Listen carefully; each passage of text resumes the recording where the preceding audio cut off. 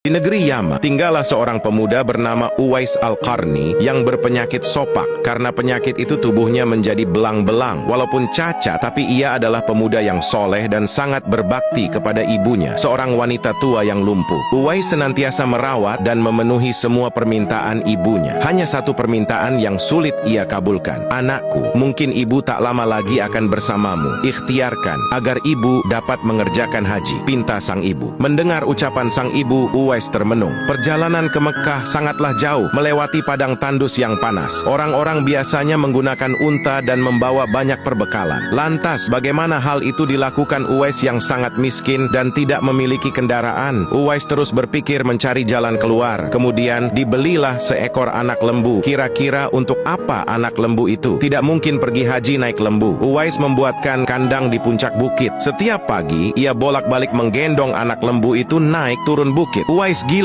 gila, kata orang-orang yang melihat tingkah laku Uwais. Ya, banyak orang yang menganggap aneh apa yang dilakukannya tersebut. Tak pernah ada hari yang terlewatkan ia menggendong lembu naik turun bukit. Makin hari anak lembu itu makin besar, dan makin besar pula tenaga yang diperlukan Uwais. Tetapi karena latihan tiap hari, anak lembu yang membesar itu tak terasa lagi. Setelah 8 bulan berlalu, sampailah pada musim haji. Lembu Uwais telah mencapai 100 kilogram.